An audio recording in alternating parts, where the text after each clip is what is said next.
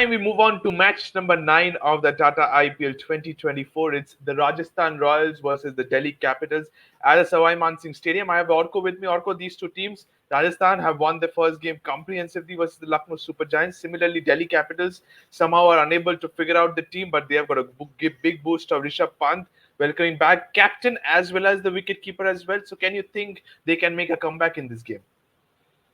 Well, most certainly, because they have the team. Of course, they have a few injury problems, unavailability issues, but they do have a strong team, especially the batting is very much sorted. And like last time around, this time I'm pretty sure Mukesh Kumar will get a game. Last time he was supposed to get a game, but sadly he could not be subbed in. But I think they have enough depth in their squad. They have a good bunch of local lads like Porel, some people like Kushagra in the bench. So they will come in handy at some point of time. And I think Delhi will make a good amount of comeback. Like you said, they have a lot of raw talents in their bench, but it's so difficult to give some of them because you need a team which has youth and experience. And I was surprised seeing the likes of Mitchell Marsh as well as David Warner opening the innings because I wanted Mitchell Marsh at 3 in order to stabilize the middle order. But yes, it's Ricky Ponting with the Australian connection. I think they have gone with that. But we will see what they do. I don't expect them to make so many changes. But let's move on to this game, and it's head to head. And Rajasthan Royals has been always too good. And I've said this in quite a few days before as well. This team has the pitch perfect team on paper because they're utilizing the impact player rule to be one is the best. The Rajasthan Royals, when it comes to head 14 is to 13, very close. But on paper, do you think Rajasthan is a bit ahead of the Delhi Capitals?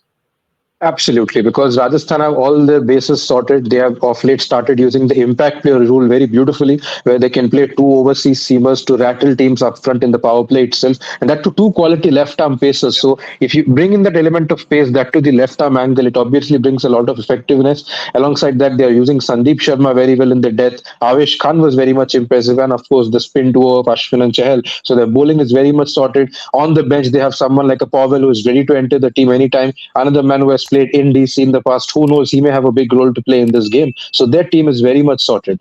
Yeah, so I think I'm expecting them to get down with 3 overseas, no matter whether bat first or bowl first. According to the situation, the impact player either will be a Robman Power or an Andre Berger.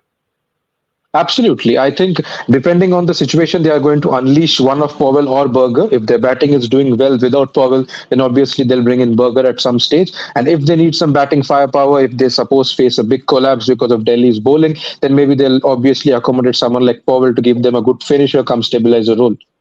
Absolutely. And when it comes to these two teams at the Sawai Mansingh Stadium, Rajasthan Royals obviously is ahead in the head-to-head. But we witnessed that game against Lucknow. It was a day game though, but it was a high-scoring one. So do you expect these two teams as well to produce one good high-scoring 180 plus kind of a surface because they have the batting? Both teams have the batting. Is Delhi's bowling is a little bit slightly weak, but Rajasthan Royals have the bases covered. You have 5 experienced bowlers as well. So do you think somebody like a Sanju Samson needs to look into a lot of things because he's the captain, but you have 5 or 6 experienced bowlers, so they know what to do their duties? Yeah, I think Samson is pretty much used to this because he's been the captain of this side from the last 2, 3 seasons. So he knows how to marshal his troops, and alongside that, he's got a good coaching staff to back him up. Someone like Sangha and Bond, all those people obviously would give him a lot of support to lead this side. And because he has so many resources and that too such wonderful resources, captaincy becomes a relatively easier task. In Savai Mansin last year, they did not have the greatest of records, though it is considered to be the fortress of Rajasthan because of their past record, because they were almost unbeatable in this ground. In the last year, they weren't that much, unbeatable of nature. But I think this time around, they have the team, they have the captain, and all of them are in pretty good form. And I think the results will come at home once again. And do you expect them to dominate today at home as well against the Delhi Capitals and it to be a high-scoring one? Well, they certainly have the batting to dominate Delhi's bowling. But that being said, Delhi does have a few talismanic players like Kuldeep. If Nokia or Jai Richards, any of them are available, then maybe they have a big role to play to bolster the Delhi attack. One thing of worry is the fact that Ishant Sharma was injured. I don't know whether he's available for this game or not, but we'll look into it as the playing 11 is announced. Absolutely. And this sums it up, this the head-to-head between these two sides. Let's go into the schedule for the Rajasthan Royal first. and they have started the campaign very good as a victory against the Lucknow Super Giants. They face today the Delhi Capitals at home, then two away games, or rather one away game, and once again back to the Sawai Mansingh Stadium to face the Rajasthan Royals. Royal challenges Bangalore, battle of royals, I must tell you. So looking into the three fixtures they have here, are you expecting a 4 out of 4? Potentially, they can do that. They certainly have the side to do that because they have certain set of players who can function in any track for that matter. If it's a sluggish track, then obviously people like Chahal and Ashwin would have a role. If it's a track which favors pace like the Wankhede, then people like Berger, Bolt being a person who has played in the Wankhede for years, so he will have a very big role in that particular track. They have enough bench strength, enough bowling. All their bases are pretty much covered. I don't see much of a weakness. Off late, even their Indian core is firing. Apart from Jaiswal and Samson, we could see someone like Parag doing well. So obviously they have found a solution in the middle order in terms of an Indian batsman out there. So I think they can make it 4 out of 4. If not four, they can certainly win 3 out of 4. Which game then you just said 3 out of 4? Which game do you think could be a close encounter or battle of 50-50? Is it a I think Mumbai? it'll be the Mumbai game, yeah, because Mumbai is very strong and also they are playing at home, so they will have a bit of an added advantage. I think that game might be a close one, but we never know. It may come in Rajasthan's favor as well. Yeah, last year we witnessed a very close encounter. It was Tim David versus Jason Older, went on to the last over. We might witness something like that this season as well. For the Delhi Capitals, this did not start out well. This posted a very good total thanks to the impact of Abhishek Porel, to be honest. But then they couldn't get over the line. But they have the four fixtures out here. They face the Rajasthan Royals today, then two home games, not at the Delhi, but it's at Vizag against Chennai and Kolkata, then a Mumbai. Tough fixtures for Delhi. Absolutely, and the fact that they are playing the most number of matches in this first phase is also something that they need to ponder upon. And they are away from their actual home, that is Delhi, for quite a while. I believe they don't have a match until 20th or something like that. So almost a month into the IPL, and they wouldn't be playing in their actual home. But we never know. Teams do well in their second home as well. So we Yeah. never know. In Vizag, they may have a good amount of impact. Maybe try to win both the games out there. So fixes are certainly tough, but yes, they do have the team. And if the certain amount of injuries or unavailability problems are sorted, then I think they have a team that can go the distance. Yeah, and like you rightly said, 20th of April is the time when they return back to the Arun Jaitley Stadium to face the Sunrisers Hyderabad. Till then, they are going to be away from home. That's a very, very big thing. But I think potentially it either can be a 0 out of 5. I can see that coming. But I can also see a couple of wins potentially against the Rajasthan Royals and against the Kolkata Knight Riders, even against the Mumbai Indians, because Wankhede produces a good wicket and you can have runs on the board as well. So this sums up the schedule. Now, between these two sides, Delhi and Rajasthan have to be epic games, and we have witnessed a lot of close encounters. But here is my one. It had to be the return or the name where Rishabh Pant made his name out there. The run chase, epic run chase at the Sawai Mansingh Stadium. Ajinkya Rahane scored 105, and then in return, we saw that epic battle between Jofra Archer and Rishabh Pant, where Rishabh Pant hit him for a couple of sixes and won the game for the Delhi Capitals. Do you remember this game, Orko? Yeah, I certainly do. This was a wonderful game in which Rahane, obviously a veteran player of Rajasthan back then, he was very successful out there in the IPL, unless he had a few stints in KKR and in Delhi where he didn't have that amount of success. And of course, now in Chennai, he's doing pretty well. But yes, that was a wonderful game which was started off by Rahane. And then in the end, Pant doing what he does best. I mean, he announced himself into the scene with that blitz of a knock. And with Archer, obviously, who had a wonderful duel with him out there, and Pant came out all guns blazing.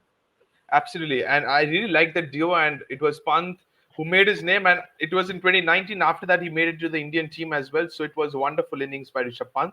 Going into the pitch report for this game.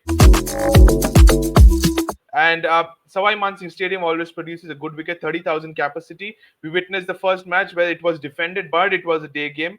Dew wasn't a factor, obviously. But do you expect the team winning the toss should go for a chase in the night game?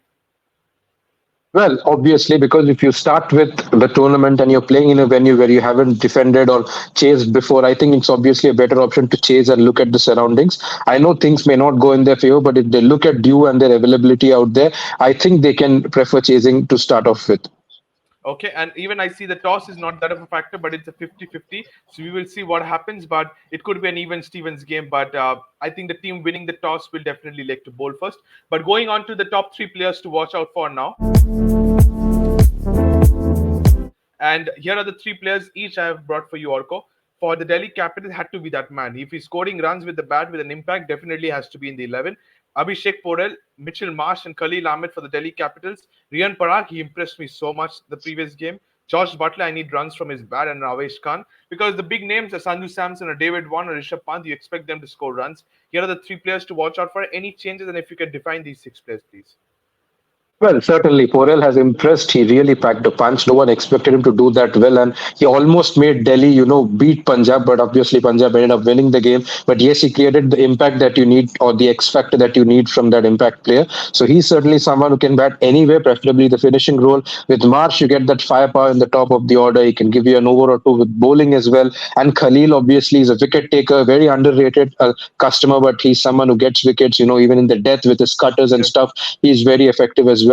Parag obviously has a point to prove. For a very long time, he's been a subject of trolls, but yes, we all know his capacity. He has proven himself in the domestic time and again. And even in the first match, he was very good. And if he plays at number four, he'll have more visibility and more time to, make a name for himself. Butler needs runs, as you rightly said. But yes, he's got someone like Jaiswal. So even if Butler doesn't get, maybe Jaiswal can fire and that's it. So Avesh Khan, again, another very witty customer, has been very good in the death in the previous match. So he's going to be someone with Sandeep Sharma to, help in the death bowling aspect as well. Overall, a very sorted side, I must say. Even I wanted to have an Andrew Berger who impressed me in the first game, but it depends on the impact player whether you bat first or bat second. But as an overall, how much did Andrew Berger, because his pace looked very big, 145 plus every single delivery. So was he suiting the conditions of a Jaipur? Absolutely, because he's got that height and the pace obviously can generate that amount of bounce as well. Though his bowling style is a little more like Stark, he prefers to, pitch it up front, try to swing it late or back into the right hander. That's the kind of bowler Berger usually is, but he's impressive with that pace and he's only going to grow because he's very young and he's been doing well for South Africa and also in the recent South Africa 2020 league. So Berger is someone who gives you that spice along with Bolt up front, and I think he's a must have in this particular game as well. But that being said, Delhi has a good top three, and among the top three, you can expect two or maybe all three of them to be foreigners, and they are people who will lick their lips when they see such amount of pace. So it'll be a challenge for Berger, but yes, it's something that we need to watch out for. Rightly said that the top three could be. We will come into the potential playing 11 and we'll discuss that, but it could be overseas as well. Now we are done with the top three players to watch out for. Let's move on to the battles between these two sides. And I wanted to have one more player as well, one more battle, but I will firstly discuss these three. Kuldeep versus Sanju Samson. I think that's going to be great in the middle overs. Similarly, a Yuzvendra Chal versus Rishabh Pant. Love to watch that battle. And Josh Butler versus David Warner at top. Similarly, I wanted to have a Khalil Ahmed versus a Josh Butler as well. Trent Bolt versus Warner out here. So if you can sum it up, these three battles as well, and which one are you mostly eager waiting to? I think I'll be very eager to watch Chahal versus Pant for the simple reason because Chahal is a very witty bowler. He's someone who entices the batsman to come in, come to the pitch of the Down the ball track. and slam him or down the track. And Pant is someone who loves doing that. He's an audacious player. He's someone who sometimes doesn't even need two arms to hit a six. That's the kind of player he is. He's someone who loves to sweep the ball. So going across the line against Chahal would be an option he would like to take. So I think that will be a very exciting battle in the middle overs to watch. Even the fact that one is an attacker and the other one is a wicket taker. And yes, up front, Warner and Bolt will be another very, very important battle. And I think it's very important for Delhi to neutralize the threat of Bolt because if they just go after him and they give away wickets, they don't really have the amount of middle order which other teams do. And if that gets exposed, the team is in deep trouble. So it requires good amount of neutralization to be provided by people like Warner up front. And also, the battle between Samson and Kuldeep will be an interesting one to watch because Kuldeep against right hand is a definite threat. But that being said, Samson plays spin well, so it'll be one wonderful battle once again. Yeah, but I think the one I agree with you. The one between Chahal and Pant, he doesn't need it. If you tempt him once and twice, he will go again and the third ball down the track, and he will get out or he will hit you out of the park. Similarly, Samson plays spin very well, but somebody like Kuldeep Yadav, he can be the similar what you expect from Yuzvendra Chal. Bowl slow, bowl those wrong ones, and tempt you to come down the track and get you stumped. That can also be a thing. But we have witnessed David Warner, like I discussed before as well, David Warner's strike rate was a concern last season. But this time he's batting a little bit attacking. In the first game, we saw that. Do you expect him to go all guns blazing, somebody like a Trent Bolt or an Andre Berger coming from both ends? I think he will go blazing against Berger. He'll try to capitalize on the inexperience that he has. And because he has to tackle Bolt in a wise way, otherwise, if you give wickets to Bolt, you're dented there and then. That's what happened with Lucknow precisely. They lost 2-3 wickets in the power play. And that's where the chances were almost nil until a Puran and a Rahul pitched in. So I think that he will go after Berger more likely than Bolt. And he'll try to be a bit more conservative versus Bolt. Okay, so I think these three battles also speak a lot of things. Thank you so much for that, Orko. Now let's move on to the openers. And starting with the Rajasthan Royals, and it is Yashasvi Jaiswal and Josh Butler. No changes. These two have been doing wonderful job. But like you said, you need runs from Josh Butler. But if he doesn't, you have a Yashasvi Jaiswal. How impressive has he been? And do you expect him to take the charge in the power play and Butler being the anchor? Absolutely, especially with the fact that they are missing Nokia, it obviously makes Delhi a bit vulnerable in their power play bowling. And I think people like Butler would like to capitalize on that 120, 130 kilometer pace of Khalil and maybe go after such kind of bowlers. If Ishant Sharma plays, I don't know who will replace him, but obviously Nokia doesn't seem available just yet. So Butler and Jaiswal like to capitalize on such medium pace, and I think that will be a very big battle to watch out for. But that being said, if they overdo it, they obviously have the kind of bowlers who can get wickets out of Rajasthan's top order as well.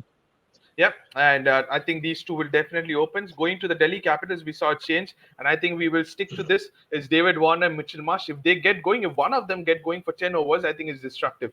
We might get up, ending up with a high-scoring game. So, what's your point on this one? I think no changes for the opening pair for Delhi. Absolutely not. I think this is the opening pair that we even saw for the Australians as well in the recent past. I think that left-right combination where at least one of them goes after the bowling. One day it may be Warner, one day it may be Marsh. Most likely it will be Marsh because he likes to take on the bowling up front. I think this pair will be the one they'll stick to with the recent problems with Prithvi Shaw that they've had. I think this pair will be the one they'll go for. And maybe at three, they may think of trying Jake Fraser McGurk or back Shy Hope. That only time will tell. Yeah, but Shayo batted well. I wanted a Jake Fraser Murger to be honest, but Shayo batted well. But you have a Mitch Marsh opening alongside Warner. What does it make a statement for somebody like a Prithvi Shaw? Well, that certainly means that Ricky Ponting wants more quality up front and that he backs his Australians a bit more than the Indian lad out there. And I think he wants to trust the Indian middle order options like Porel or maybe someone like Lalit Yadav in the bench or Kushagra to, help along with Pant and Stubbs to do well in the middle order. So he wants to go bang bang up front with two proper pace hitters who come from Australia. And that obviously doesn't send the best of signals to Shaw, who might consider his future in the Delhi Capitals side coming up. Yeah, I think you're absolutely correct. And this sums up the opening pair for both the teams. Let's move on to the predicted playing 11 for both the sides. And starting with the Rajasthan Royals, and I think no changes. This is the most easiest team you can predict on paper. This is a batting first side. No changes at all. You have a Robman Powell as your impact player. I could have only one, and I had Robman Powell out here. If you need a batsman, you need Robman Powell. If you need a bowler, Andrew Berger. Orko, no changes with the batting order as well. Absolutely not. I think with the opening pair, they are sorted. Maybe that's the best opening pair they can think of. Samson at three will obviously do well for them. He gives that maturity, stability, and hitting if he stays on for a long time. Riyan Parag obviously given responsibility to play a bit higher. And yes, he's not just a mere finisher. He's someone who can actually go for those anchorage kind of innings. I think they have an option of playing one among Hetmeyer and Rahman Powell. If Hetmeyer's form continues to be the same, if they back Hetmeyer over a Powell, then they can accommodate Berger right in immediately. Otherwise, they may just use him as an impact player with three foreigners to start with. Dhruv Jurel, an absolute revelation from the last season, now in the Indian team as well, will be their prime finisher. Ashwin gives them batting depth, and of course, they have a wonderful five bowlers that can sort them out completely. Yeah, I think they are using that death bowler of Sandeep Sharma pretty well, just like we witnessed before RCB using it with Harshal Patel, but he has not started the season well. But yes, Sandeep is doing pretty well. And this sums up for the Rajasthan Royals. Going on to their opponents, Delhi Capitals playing 11 could be something debatable, but Mitchell Marsh, David Warner, my openers. Shai Hope keeps his spot at number 3, Rishabh at 4, Tristan Stubbs at 5. I have to bring in an Abhishek Portal. I think Ricky Pui doesn't suit this playing 11, to be honest. Akshar Patel at 7. So if you see the top 7 is pretty good, which has 3 or 4 left-handed batsmen as well. So that's good. Tackling a leg spinner like an Yuzvendra Chahal. Kuldeep at 8. Sumit Kumar keeps my spot because we do not have a replacement of Ishant Sharma. We badly need an overseas pacer. If Jai or if you somebody have like a Nokia's fit, I think Nokia. Tristan Stubbs makes way for either of them. Either of Stubbs or Shob makes way. You have a Yashtul as well. You have a Kushagra as well, and Khalil and Mukesh to complete the innings, complete the playing 11. Lalit Yadav as my impact player. In case you have a Jai or a Nokia fit, he makes way for Sumit Kumar. Who do you think will miss? Is it a Shai Hope or is it a Tristan Stubbs? I think Shai Hope will miss because Stubbs is someone who gives them that lower order firepower and he's in form. I know it will be a bit harsh on Hope because he's done well in the first game, but I think to make way for a foreign pacer, they may bring in a Jai or Nokia, whoever is available for that matter, instead of a Shai Hope. Okay, and who bats at number three? Is it a Yash Tool? Do you promote somebody like an Abhishek Porel, or do you give an opportunity to Prithvi Shaw to bat at three?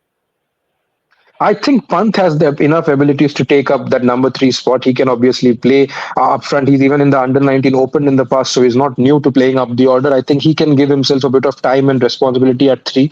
Or maybe they can try someone like Kushagra. He's obviously someone they've bought with big bucks, with 7 crore, which is not obviously a joke. I think they can try him out up the order as well if they want.